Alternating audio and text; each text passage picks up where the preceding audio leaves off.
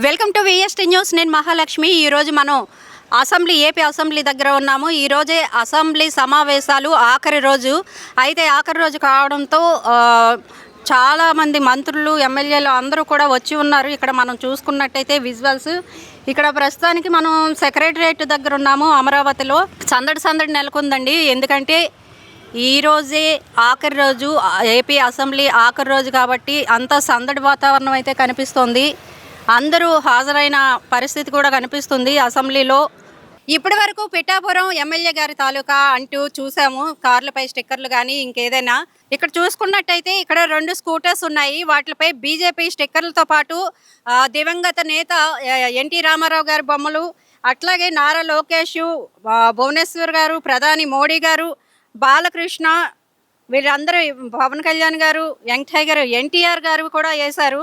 ఈ స్కూటర్ని ఎంత అందంగా తయారు చేసుకున్నారో, పసుపు రంగు వేస్తూ దీనికి లైటింగ్ కూడా పెట్టుకున్నారండి. ఎంత చక్కగా డెకరేషన్ చేసుకున్నారు. ఇక్కడ బ్యాక్లో చూసుకుంటే నరసరావుపేట ఎమ్మెల్యే గారి తాలూకా అని చెప్పేసి ఇక్కడ పోస్టర్స్ కూడా పెట్టారు. చాలా కలర్ఫుల్గా తయారు చేసుకున్నారు. ఇది వచ్చేసేసి బీజేపీ కలర్తో నింపేశారు, ఆరెంజ్ కలర్, ఇది ఎల్లో కలర్. సో ఇప్పుడు మనం చూసుకున్నట్టయితే ఇక్కడ అసెంబ్లీ దగ్గర ఉన్నాం. ఏపీ అసెంబ్లీ దగ్గర మనతో పాటు మాట్లాడడానికి ఇక్కడికి వచ్చిన అనంతపురం నుంచి వచ్చారంట మడకశిర సురేష్ గారు, రాష్ట్ర రైతు అధికార ప్రతినిధి సురేష్ గారు మనతో పాటు ఉన్నారు. వారిని అడిగి తెలుసుకుందాం. సార్ నమస్తే అండి. అంటే ఎప్పుడు వచ్చారు ఇక్కడికి? ఇవాళ లాస్ట్ రోజు కదా, ఎన్ని రోజులు అవుతుంది వచ్చి? ఎవరిని కలవడానికి వచ్చారు? అసెంబ్లీ స్టార్టింగ్ నుంచి వచ్చాము. యాక్చువల్గా ఒక్కలిగా కార్పొరేషన్ చైర్పర్సన్ పదవి అడగడానికి ఇక్కడికి వచ్చాను. అందరికీ బయోడేటా సబ్మిట్ చేయడం జరిగింది. అయితే ఇప్పుడు జగన్ ఏపీ పాలన బాగలేదంటూ ధర్నా చేస్తున్నారు ఢిల్లీలో. దీనిపై మీరేమంటారు?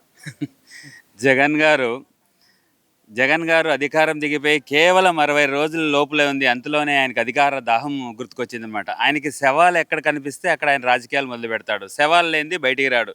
జగన్మోహన్ రెడ్డి, నీ 5 ఏళ్ల అరాచక పాలనలో మొట్టమొదటిసారిగా డాక్టర్ సుధాకర్ గారు ఒక మాస్క్ అడిగిన పాపానికి నువ్వు ఆయన రోడ్డు మీద ఈడ్చుకుంటూ పోయి ఆయన చావు కారణమైనావు.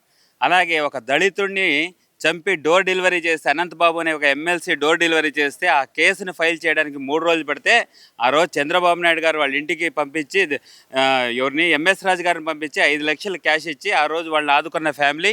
తర్వాత వాళ్ళ ఇంటి పత్రాలు 30 లక్షలు కట్టి వాళ్ళ ఇంటి పత్రాలు వెనక్కిచ్చింది కూడా నారా చంద్రబాబు నాయుడు గారు. మీ ఇంటి పక్కన కడప డిస్టిక్లో నాగమ్మ అనే మహిళ మీద, గర్భిణి మీద అత్యాచారం చేసి చంపేస్తే ఆ కేసుకు దిక్కు లేదు, దివాళీ లేదు. ఆ కేసుని విచారించడానికి ఇప్పుడు ప్రస్తుత హోమ్ మినిస్టర్ వంగవీటి వంగలపూడి అనిత గారు, ఎంఎస్ రాజు గారు వెళితే వాళ్ళిద్దరూ దళితులైనా వాళ్ళ మీద ఎస్సీ ఎస్టీ కేసు పెట్టావు. ఇంతేకాకుండా నిన్నో మొన్నో మీ సొంత చెల్లెలు బాబాయిని చంపినప్పుడు ఎందుకు నువ్వు ధర్నా చేయలే ఢిల్లీలోని? ముందు దీనికి సమాధానం చెప్పాయా నువ్వు? తర్వాత అన్ని సమాధానాలు వస్తాయి. సొంత బాబాయిని అతి కిరాతకంగా చంపితే ఈ 5 ఏళ్లలో నువ్వు ఒక సిబిఐ ఎంక్వైరీ చేసావా? నీ తమ్ముడు అవినాష్ రెడ్డి అందులో ప్రథమ ముద్దాయి, నీకు తెలుసు, అందరికీ తెలుసు. నీ 5 ఏళ్ల పాలనలో తెలుగుదేశం పార్టీకి చెందినటువంటి చంద్రయ్య అనే కార్యకర్త జై తెలుగుదేశం అన్నందుకు నడి రోడ్డు మీద గొంతుకొస్తే ఆ కేసు విచారించిన దాఖలేవు. దాదాపు 1000 మంది దాకా తెలుగుదేశం పార్టీ కార్యకర్తలను పొట్టను పెట్టుకున్నావు. 5 ఏళ్ల నీ పరిపాలనలో హత్యా రాజకీయాలే జరిగినాయి, ఆస్తుల ధ్వంసం జరిగినాయి. ఎక్కడ చూసినా అరాచకం, ప్రజలకు భద్రత లేదు. యువత అయితే గంజాయి మత్తులో తూలుతున్నారు ఇప్పటికి కూడా. నిన్నో మొన్న ఒక హత్య, నీవు ఏ కేసుకైతే ధర్నా కోసం ఢిల్లీకి వెళ్ళావో ఆ కేసు యాక్చువల్గా 2 మిత్రుల మధ్యన అది గంజాయి కేసు. అది ఆ కేసును తీసుకొచ్చి నువ్వు బయటికి రావాలా? ఇప్పుడు ఇలా బయటకు వస్తున్నవే నీ 5 ఏళ్ల పరిపాలనలో ఏ ఒక ప్రజలైనా నీ దగ్గరకు వచ్చి కష్టాలు చెప్పుకునే అవకాశం ఇచ్చావా? నువ్వు ఒక చోటుకి వెళ్ళాలంటే 50 కిలోమీటర్లు పరదాలు కట్టుకొని పోయినావు.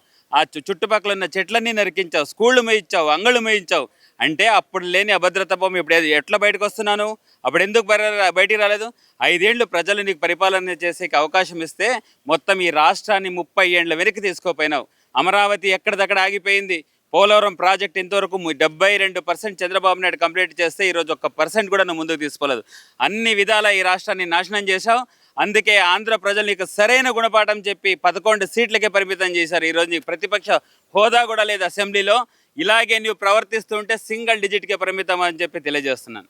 అంటే మీరు ఇప్పుడు అన్నట్టు పోలవరం లేదు, మెయిన్గా రాజధాని కూడా లేదు. అంటే మీరు కడతారన్న భరోసాతో టీడీపీని గెలిపించడం అయితే జరిగింది. వాళ్ళు కూడా అంటే మనం భరోసా ఇవ్వలేదు కాబట్టి వాళ్ళు కూడా ఇదే పని చేస్తే ఏంటి పరిస్థితి? మేడం ఈరోజు చంద్రబాబు నాయుడు గారు 5 ఏళ్ళు అమరావతి స్టార్ట్ చేసిన తర్వాత మనం చూసాం హైకోర్టు నిర్మాణం జరిగింది, ఎమ్మెల్యే క్వార్టర్స్ జరిగాయి, తాత్కాలికమైనటువంటి అసెంబ్లీ ప్రాంగణాన్ని నిర్మించుకున్నాం, ఎన్నో పనులు జరుగుతున్నాయి. కానీ ఈయన వచ్చిన తర్వాత 33,000 ఎకరాలు రైతులు ఈ దేశంలోనే ఎక్కడా కూడా అంత ల్యాండ్ పూలింగ్ జరగకుండా ఉచితంగా ఇచ్చినటువంటి రైతుల్ని ఎంత కష్టపెట్టాడండి ఈయన జగన్మోహన్ రెడ్డి వచ్చిన తర్వాత. ఆ మహిళల మీద అయితే లాఠీ చార్జులు అసలు దారుణంగా 5 ఏళ్ళు చేసి ఇప్పుడు వైజాగ్లో మారుస్తానంటే, మడక్సిరాలో మేమున్నది చిట్ట చివర కాన్స్టిట్యుయెన్సీ, అక్కడి నుంచి అక్కడికి వెళ్ళాలంటే 1200 కిలోమీటర్లు. ఇది అందరికీ అనుకూలమైనటువంటి పరిస్థితి. ఇలాంటిది వదిలిపెట్టి తీసుకెళ్లి విజయవాడలో విశాఖపట్నంలో రాజధాని పెడతా అని చెప్పి దీన్ని తుగ్లక్ పరిపాలన అంటారు. 3 రాజధానులు, ఒక్క రాజధాని నిర్మించడానికే నీకు అతిగతి లేదు, ఇంక 3 రాజధానుల గురించి మాట్లాడుతున్నాం.